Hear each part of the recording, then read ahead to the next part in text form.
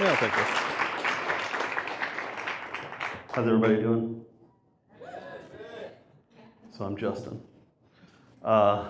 So Stuart, if you don't know him and you're not friends with him, you should be. I love Stuart. He's the best person.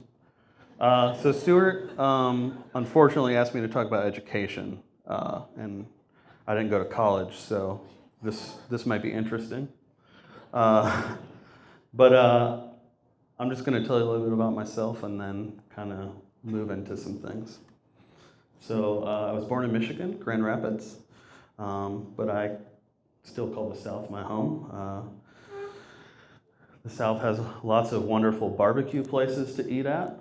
There's one on every block pretty much, so you basically just have like a sea of meat to choose from. Some could be dodgy, so be careful. I love Waffle House. If you don't know what it is and you're in the South, you should go. Georgia's also home to some amazing musical talent and cheese dip. Cheese dip is amazing, and it's so simple. It's just melted cheese, dip a chip in it. So good. I live in Oakland. I'm a designer at Dropbox.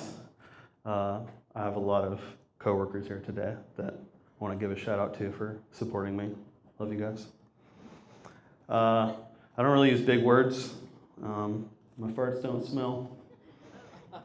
I'm a husband and a father. This is my son Henry and my wife Elizabeth. I do this for them, so I had to give them some credit. I'm a risk taker.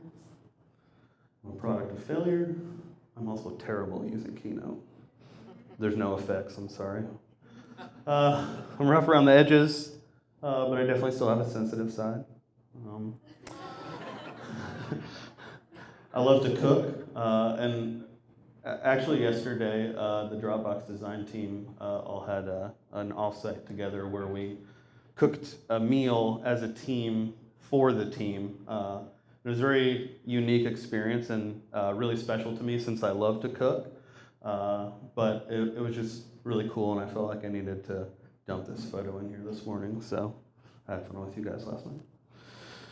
Like fart jokes and juvenile comedy. Let's watch it a few times. So I'm just another normal guy, but I'm a self-taught designer. And when it came down to going to college, I thought a lot about it, and I came really close, but this was my answer.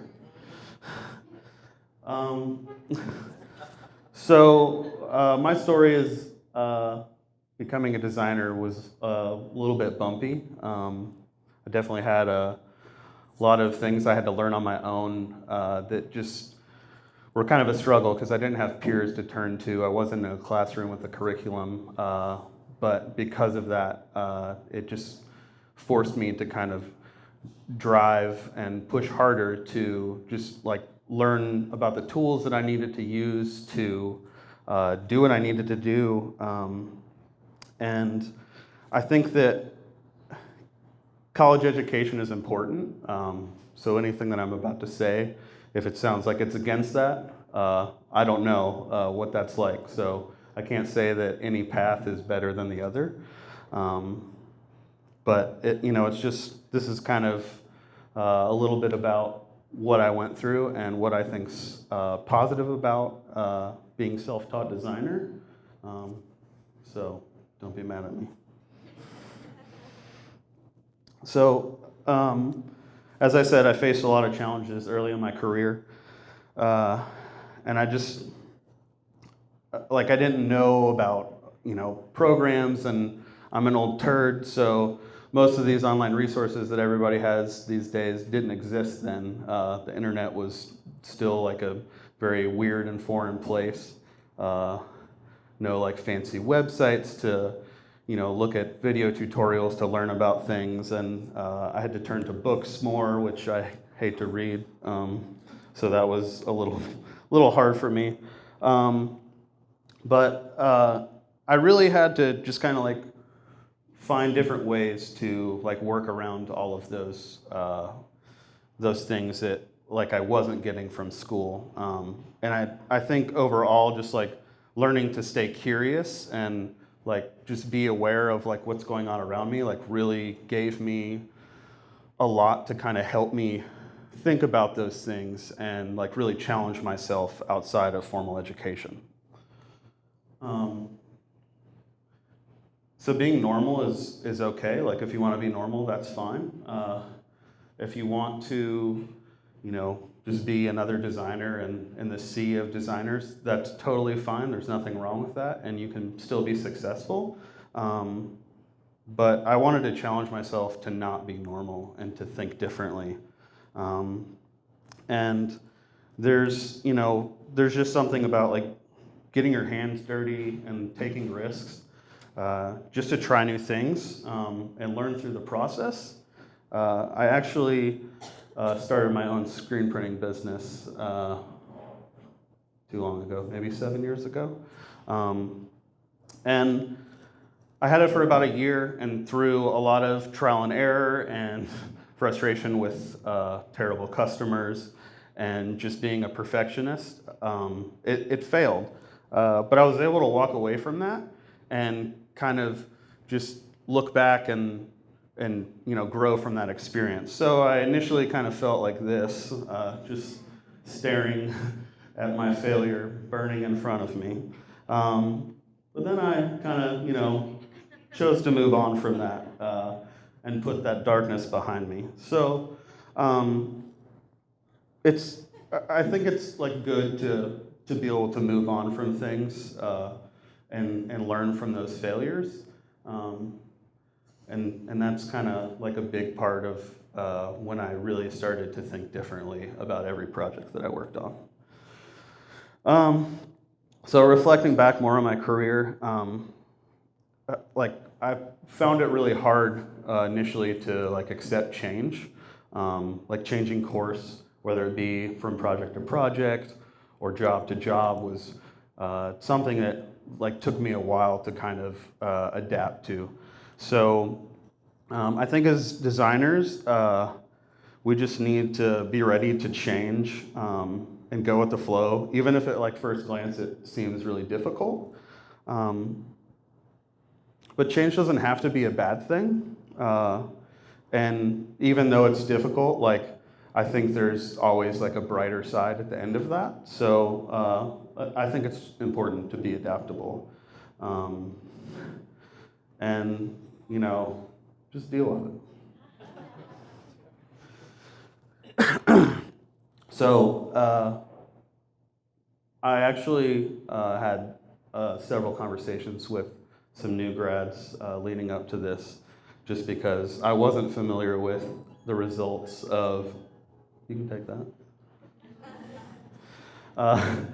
I wasn't familiar with like what the results were for different types of school, whether it be a small design school or a big university that had a design program. So in that, I found that a lot of people talked about how they weren't really challenged to think beyond just what was in front of them. And I think it's really important to ask questions and dig deeper. And learning how to do that can definitely be a challenge, but whether you're solving a problem or trying to make a great experience, you can, produce the same thing over and over again.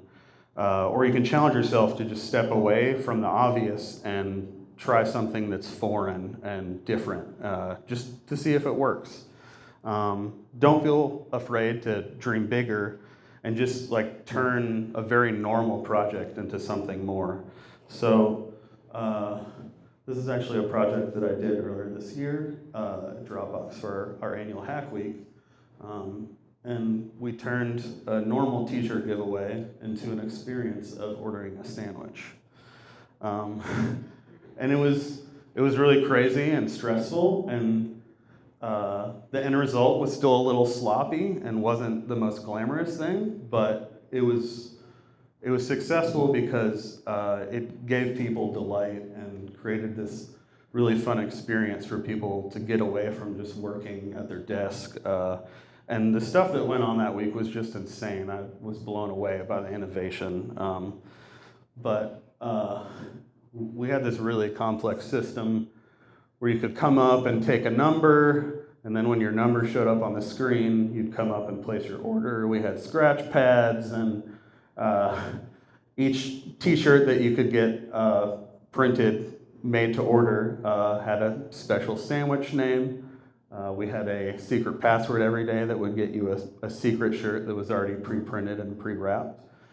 So if you walked up and said, "Hold the onions," you'd get that shirt too. So that traveled really fast, and I ran out of shirts. But by the end of the first day, we had over 400 people that had taken a number, and we had only serviced about 100 of those. So I think it was pretty successful, and a lot of people smiled. And in the end, I see the t-shirts every day, which is really awesome.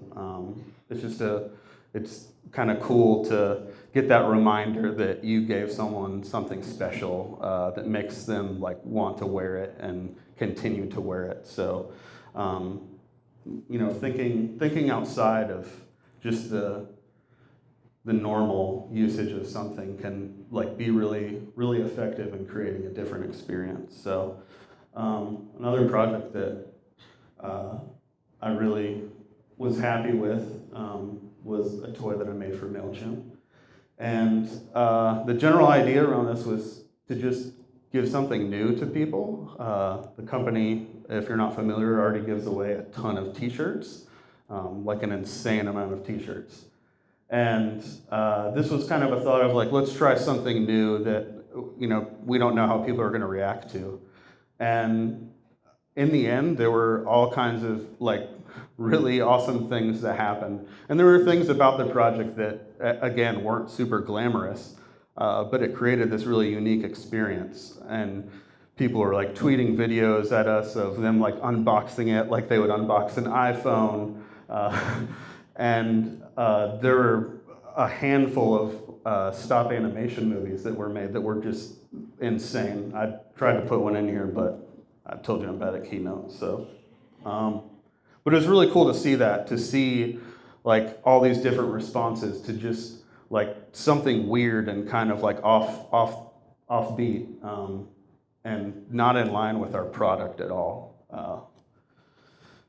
And then you've got these big guys that, make these really crazy things that take up way too much time and kind of absorb your soul. But they turn this and this into this. And I think there's like a lot of value in that, to just like really push past like just the simplicity of basically redoing something just different in a different style or different size, whatever. Just push past that. Like if you're making something for the second time, make it different. I wanted to share this too because I think this is hilarious. But this is so simple. But these guys made these emoji masks and it popped up online before Halloween, and I saw them everywhere. There was someone on the bus Halloween day wearing one. It was a little creepy, but they made a poop emoji mask. Like it's stupid, but also amazing. So. They took something simple and it's still simple, but they made it more than just a tiny little icon on your phone. So, just think outside of the normal. Another thing that I think is really important, part of like learning to be a designer is looking for inspiration and figuring out ways to get inspired. The world is full of inspiration. It's 100% free. It's just there for you. And it's totally away from your screen too. So like just disconnect and like look around, have a conversation, go for a walk, pet a dog. Look at that guy. Eat a donut. I love donuts. Dig a hole. Chop some wood. Drink a Coke. Drink another Coke. Build a bookcase. If you can't do it, call IKEA. Bake some banana bread. It's in season. Listen to some music. Read a book. Go swimming. Play some Rummy Cube. They're having fun. You should try it. Draw something stupid. Go rollerblade. Does anybody here rollerblade? Mad respect. Take a risk. Learn to play a musical instrument. Maybe sing some karaoke. Give me $100. Buy me a donut. Give Stuart $100. Get a shoe shine. Be rebellious. Lay in some grass. But check for poop. Just do something new. I think like it's really easy to like just stay in this mode of sitting at your desk and you're like locked into your computer or you're nose deep in your phone and you're missing all the things around you that are going to inspire you in a different way and more than likely give you some really unique ideas. Most of my projects are fully inspired by just experiences that I've had,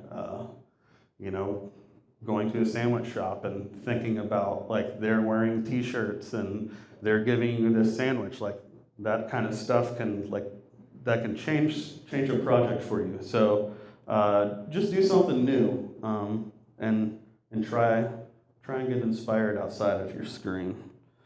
So whether you went to school or not, or you're a self-taught designer, I think that there's just an important thing that learning something you can never stop doing, and just using those experiences of life can be a huge advantage to like every project and everything that you touch. Life can be amazing. So like use that as your education. Whether it's coffee with a friend, spending time with your kid, cooking with all of your coworkers in a tiny kitchen. Just use life as your education. So stay open-minded, work harder, get paid. Thank you.